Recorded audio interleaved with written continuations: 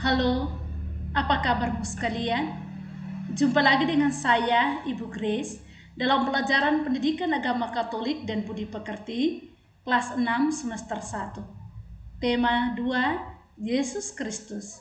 Subtema 2.1, Nabi Elia mengajak umat Israel kembali percaya kepada Allah. Kompetensi dasar 3.3, memahami karya keselamatan Allah yang disampaikan melalui para nabi. Anak-anakku sekalian yang terkasih, sebelum mulai dengan pembelajaran kita pada hari ini, mari kita berdoa. Ambil sikap berdoa dalam nama Bapa, Putra, dan Roh Kudus. Amin. Allah Bapa yang Maha Kuasa, Engkau senantiasa hadir dan berkarya di tengah umat-Mu. Ketika umat-Mu berpaling dari-Mu dan menyembah berhala, Engkau menghadirkan Nabi Elia untuk mengingatkan mereka. Kami ingin belajar dari Nabi Elia. Berkatilah agar kami mampu melaksanakan pesan-pesan Nabi Elia dalam kehidupan kami setiap hari. Amin. Dalam nama Bapa, Putra, dan Roh Kudus. Amin. Kita belajar tentang Nabi Elia. Nah, melalui pelajaran kita hari ini, kita diajak untuk dapat menceritakan kembali. Jadi tujuan pembelajaran yang dapat kita capai hari ini melalui pembelajaran kita hari ini adalah yang pertama, menceritakan secara singkat kisah Nabi Elia dari kitab 1 Raja-Raja bab 16 ayat 29 sampai 33, dilanjutkan bab 17 ayat 1, dilanjutkan bab 18 ayat 19 sampai 40.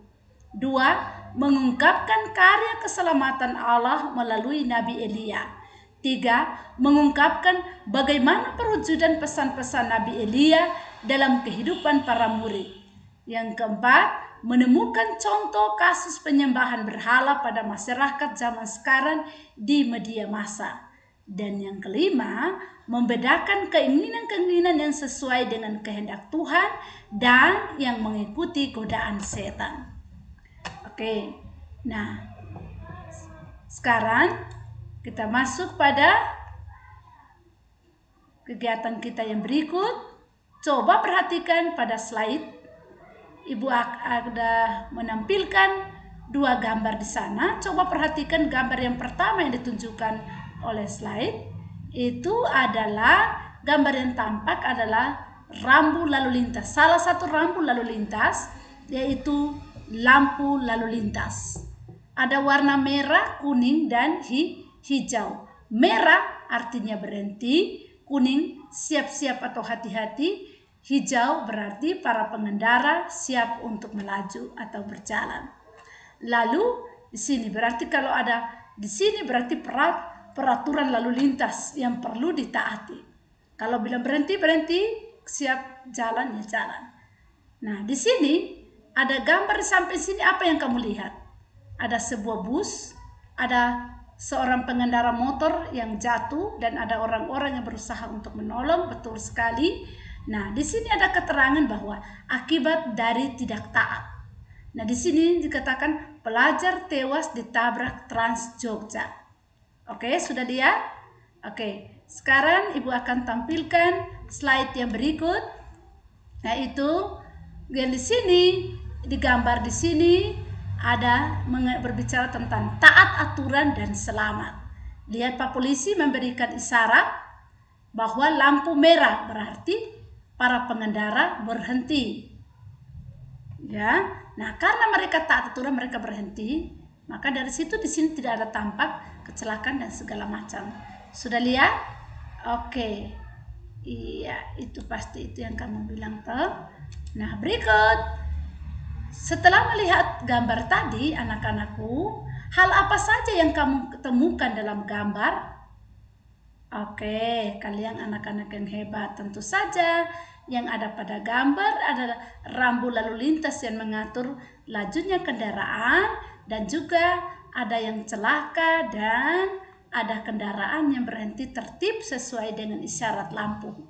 Nah, yang kedua, Apakah ada perbedaan di antara kedua gambar di atas? Ya, tentu ada perbedaan. Yang gambar satu, orang tidak taat pada aturan lalu lintas. Yang kedua, taat pada aturan lalu lintas. Oke. Peristiwa apa yang terjadi pada gambar dan apa penyebabnya? Peristiwa yang terjadi pada gambar satu adalah terjadi kecelakaan. Apa penyebabnya? Penyebabnya adalah pengendara tidak taat pada aturan lalu lintas. Apakah akibatnya? Jika kita tidak taat aturan lalu lintas, yang pertama dapat merugikan diri kita sendiri dan juga bisa dapat merugikan orang lain. Contohnya, dapat merugikan diri sendiri apabila kita tidak taat, maka kita akan celaka. Kita akan kena razia, pemeriksaan apabila kita tidak taat, entah itu tidak membawa SIM atau membawa kendaraan tapi anak masih umurnya di bawah 17 tahun, tentu tidak memenuhi syarat yang diberikan. Oke.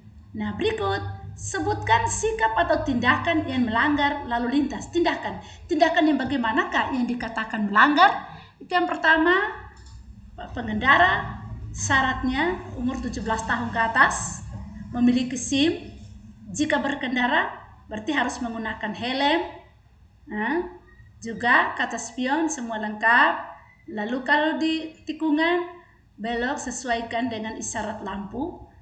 Saat lampu merah semua kendaraan stop, berhenti, dan apabila sudah warna hijau baru berjalan. Kalau itu semua kita taat, maka kita tidak akan mendapatkan hukuman teguran lisan maupun tulisan. Oke. Sudah? Berikut. Itu penjelasan. Jadi jika kita taat, maka kita akan selamat. Jika kita serobot lampu merah, ya tentu kita akan celaka. Yang rugi siapa? Kita sendiri, dan juga kita bisa merugikan orang lain. Ya, anak-anak sekalian, cobalah taat pada aturan. Aturan itu ada untuk mengatur manusia, tetapi manusia sendiri yang harus tahu untuk menjaga keselamatan, tahu membedakan yang baik dan yang tidak baik. Oke, setuju? Kita lanjut. Berbicara tentang tadi taat aturan dan tidak taat aturan, setia dan tidak setia. Nah, sekarang kita kembali pada materi kita yang sesungguhnya hari ini, yang dapat kita lihat dari pandangan kitab suci. Di sini pertama berbicara tentang Nabi Elia, berarti pertama kita harus tahu dulu apa itu nabi. Pengertian dari nabi. Nabi adalah perantara atau penyambung lidah Allah untuk menyatakan kebenaran.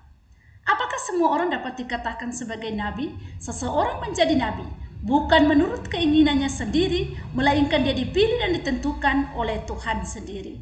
Tuhan memanggil seseorang menjadi nabi dengan berbagai cara. Melalui penglihatan, contohnya Allah memanggil Yesaya dan Nabi Musa. Melalui pendengaran, seperti ketika Allah memanggil Samuel. Anak-anakku sekalian, lalu apa tugasnya seorang nabi? Tugas utama seorang nabi adalah menyampaikan kebenaran agar orang mau bertobat. Syarat untuk menjadi seorang nabi, hidupnya dekat dengan Allah dan menjalankan perintah Allah dan rela berkorban demi kebenaran. Nah, jadi tidak semua orang dikatakan nabi ya. Menjadi nabi berarti orang tersebut dipilih dan ditentukan oleh Allah sendiri. Dan tentu saja orang yang hidupnya saleh, hidupnya dekat dengan Tuhan. Oke, anak-anakku sekalian, sini kita juga mau lihat bagaimana Nabi Elia mempertobatkan bangsa Israel. Tetapi pertama kita lihat dulu dari situasi kehidupan kita setiap hari. Kenapa sih Allah mengutus Nabi Elia kepada bangsa Israel? Berarti di sana ada sesuatu yang terjadi. Orang-orang di bangsa Israel bersama dengan rajanya, Raja Ahab, mereka menyembah berhala. Makanya Allah mengutus Nabi Elia untuk memperingatkan mereka. Di dalam kehidupan kita setiap hari, tentu saja hal seperti ini juga terjadi di sekitar kita. Entah itu sadar maupun tidak sadar. Kita juga sama dengan para orang-orang bangsa Israel pada zaman Nabi Elia. Menyembah berhala. Berhala itu sendiri apa ya? berhala itu berarti kita mendewakan sesuatu dia melebihi Tuhan. Kita melupakan Allah sebagai pencipta kita yang maha baik dan maha kasih. Allah kita itu Allah yang cemburu. Jika kita tidak setia kepadanya, kita berpaling dari dia, menyembah barang-barang lain seperti gunung, seperti pohon, seperti batu besar, atau harta benda, uang, kekayaan, kedudukan, maka Tuhan akan cemburu kepada manusia. Maka Tuhan akan menegur kita dengan cara Tuhan sendiri. Anak-anakku sekalian, adakah contoh-contoh penyembahan berhala pada zaman sekarang? Contoh-contoh penyembahan berhala di zaman sekarang, contohnya berhala hawa nafsu. Dapat kamu baca pada Efesus bab 5 ayat 8. Yang kedua, berhala cinta manusia. Dapat kamu lihat pada Injil Yohanes bab 4 ayat 18. Atau berhala penerimaan. Dapat kamu baca pada Injil Matius bab 10 ayat 37. Atau berhala prestasi dapat kamu baca pada 1 Korintus bab 8 ayat 1 sampai 2. Yang kelima, berhala harta dapat kamu baca pada Kolose bab 3 ayat 5. 6. Berhala tradisi dapat kamu baca pada Injil Markus bab 7 ayat 9. Yang ketujuh, berhala cinta diri sendiri dapat kamu lihat pada 1 Timotius bab 3 ayat 1 sampai 2. Anak-anakku sekalian, jadi berhala harta benda, berhala uang, kita menyembah uang lebih dari segala-galanya. Bahkan sampai hari Minggu pun orang tidak pergi ke gereja. Karena apa? Menghabiskan waktu dengan berjualan. Padahal hari Minggu itu harinya untuk kita berbakti kepada Tuhan, dengan mengucap syukur kepada Tuhan, hadir dalam ibadat, merayakan perayaan Ekaristi dan sebagainya. Tetapi terkadang kita lebih mencari keuntungan di hari Minggu daripada menghadiri ibadat di gereja. Anak-anakku sekalian, nah, kita jangan mencari sesuatu secara berlebihan, oleh karena Tuhan sudah menyediakan segalanya untuk kita sesuai dengan porsi kita. Yang penting bagaimana cara kita mengaturnya. Oleh karena itu, anak-anakku sekalian, di sini setelah tadi kamu mendengarkan penjelasan singkat tentang Nabi, nah sekarang ibu mau bercerita tentang cerita dari kitab suci, dari kitab raja-raja yang tadi ibu sebutkan. Siap untuk mendengarkan? Tentu kamu siap untuk mendengarkan. Yaitu bagaimana Nabi Elia dapat mengembalikan iman umat Israel yang tadinya tidak setia kepada Allah dengan menyembah berhala. Dan terakhir, akhirnya mereka kembali setia kepada Allah. Bagaimana sih caranya? Anak-anakku sekalian, ceritanya, pada waktu itu bangsa Israel, rupanya mereka melupakan kebaikan Tuhan, di mana Allah yang berperan aktif menyelamatkan mereka, membebaskan mereka dari perbudakan di Mesir. Para nenek moyang mereka mengalami kebebasan oleh karena belas kasih daripada Tuhan. Tetapi bangsa Israel pada waktu dipimpin oleh Raja Ahab, mereka tidak setia kepada Allah. Mengapa? Karena istri dari Raja Ahab adalah Isabel. Isabel berasal dari keluarga penganut penyembah dewa Baal, atau dengan membuat patung Asyera untuk disembah. Nah, karena permaisuri membawa aliran menyembah berhala ini, raja pun mengikuti apa yang dilakukan oleh istri permaisurinya. Nah, tentu saja rakyat pun mengikuti apa yang dilakukan oleh rajanya. Mereka menyembah berhala, menyembah dewa Baal. Anak-anakku sekalian, padahal sudah tertulis dalam 10 perintah Allah. Perintah yang pertama, jangan menyembah berhala, berbaktilah kepadaku saja, dan cintailah aku lebih dari segala sesuatu.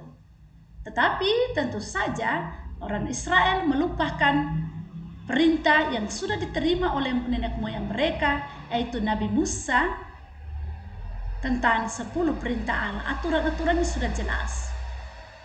Tetapi jelas mereka berpaling daripada Allah dengan menyembah dewa Baal. Allah merasa cemburu oleh karena bangsa Israel tidak setia kepada Allah. Akhirnya Allah mengutus Nabi Elia untuk memperingatkan bangsa Israel akan ketidaksetiaan mereka kepada Allah. Tetapi apa yang terjadi? Nabi Elia menyampaikan kebenaran yang disampaikan oleh Tuhan, tetapi Raja Ahab bersama pasukan-pasukannya dengan orang-orang Israel tidak percaya apa yang disampaikan oleh Nabi Elia. Justru Raja Ahab mengutus para pasukan serdadunya untuk memburu Elia, mau membunuh Elia. Nah, Elia menyatakan bahwa jika kamu tidak kembali kepada Allah, tidak setia kepada Allah, dan meninggalkan berhala dewa Baal yang mereka sembah saat ini, maka mereka akan mendapat hukuman daripada Tuhan dengan tidak terjadinya turun hujan di bumi selama 3 tahun berturut-turut. Jika tidak terjadi hujan, berarti semua mata air akan kering, maka segala tumbuhan akan mati. Bagaimana manusia dapat memperoleh bahan makanan? Nah, ketika itu terjadi, mereka menyalahkan Nabi Elia, berpikir bahwa Elia adalah penyebab terjadinya kekeringan. Sesungguhnya itu terjadi adalah hukuman daripada Tuhan akan ketidaksetiaan mereka. Oleh karena itu, setelah mengingatkan mereka tidak dengar dan terjadi kekeringan, maka Nabi Elia datang untuk menyampaikan bahwa sekarang mari kita mau membuktikan siapa Allah yang setia dan tidak setia, membuktikan kemuliaan Allah. Caranya adalah menyiapkan seekor domba jantan, baik dari pihak Raja Ahab dan orang Israel dengan dewa-dewa Baal mereka, dan juga Elia untuk Elia. Elia seorang diri loh mereka. Setelah itu mereka menyiapkan persembahan. Yang melakukannya duluan adalah dari Raja Ahab bersama dia punya dewa-dewa Baal, dia punya nabi-nabi Baal yang jumlahnya 450 orang itu.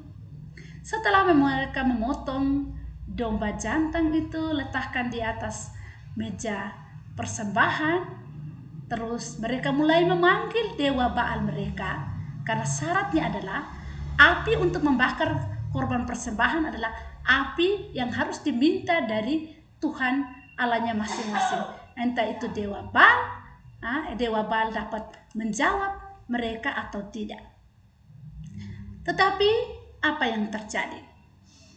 Mereka, para nabi-nabi Baal ini memanggil Allah mereka untuk membakar korban persembahan mereka. Tetapi dari pagi sampai petang, api tidak kunjung menyala untuk membakar persembahan. Sampai mereka berjingat-jingat, mereka menorehkan badannya kepada batu-batu, menusuk badan mereka dengan tombak dan segala macam, sampai darah mereka mengucur keliling altar batu yang mereka siapkan untuk persembahan. Tidak juga api menyala. Sampai petang mereka memanggil dan memanggil, tidak juga terjawab. Akhirnya tampillah Nabi Elia. Elia menyuruh para orang-orang Israel itu membersihkan tempat persembahan mereka tadi, mencuci itu semua bersih, lalu menata kembali batu-batu yang sudah berserahkan, baru siapkan korban persembahan. Lalu menyuruh mereka isi semua gentong dengan air penuh, air yang disiram di atas meja altar sampai air mengalir dalam parit-parit penuh. Setelah itu baru Elia berdoa kepada Allah agar Allah menunjukkan kemuliaannya dengan menjawab doanya, agar orang-orang Israel dan Raja Ahab terbuka hatinya untuk percaya dan kembali pada Allah. Apa yang diminta oleh Elia terjawab oleh Allah. Allah mendengarkan doa dari Elia. Allah memberkati Elia dengan menurunkan api dari langit, sehingga korban persembahan yang telah disiapkan, tiba-tiba api turun dari langit membakar habis korban persembahan yang disiapkan, itu domba yang tadi dipotong-potong semua habis dilalap. Bahkan air-air yang memenuhi parit tadi semuanya dilalap oleh api habis.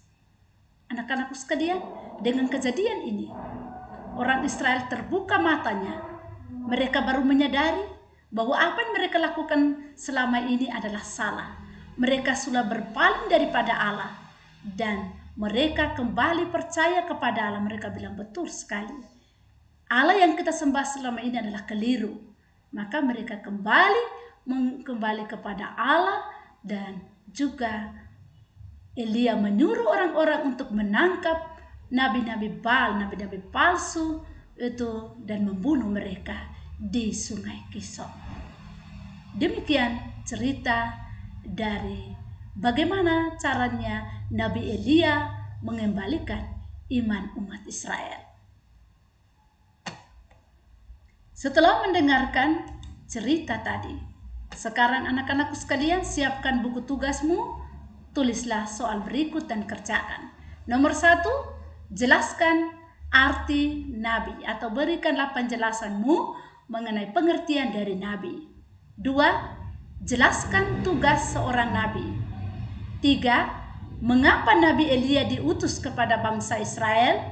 4, apa yang dilakukan bangsa Israel sehingga Allah murka kepada mereka, dan apa hukuman yang diberikan Allah atas tindakan mereka? 5, sebutkan bentuk kesesatan yang ada di sekolahmu yang perlu kamu tegur. Oke, sudah tulis soalnya? Kerjakan, lalu kumpulkan lewat buku tugas ya. Oke, anak-anakku sekalian,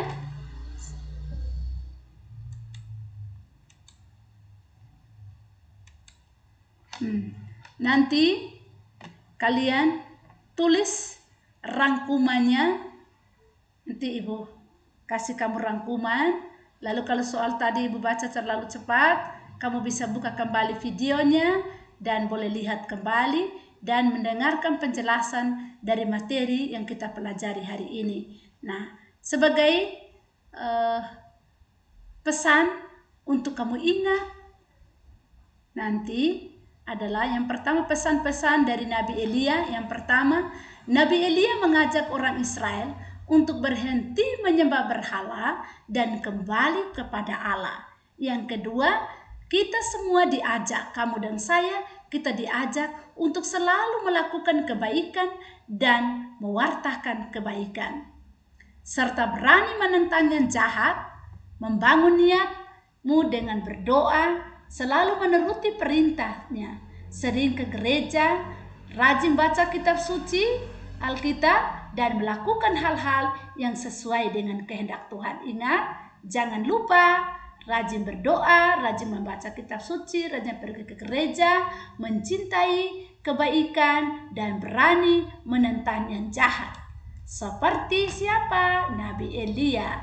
Elia adalah contoh teladan bagi kita dalam sikap berani menentang yang jahat. Oke, anak-anakku, menutupi pertemuan kita hari ini, mengakhiri pertemuan kita hari ini, mari kita tutup dengan doa. Salah satu pimpin kita dalam doa ya. Oke, siap dalam amin. Terima kasih. Sampai jumpa. Jangan lupa ya, selalu berdoa, belajar, dan juga melakukan kebaikan. Bye.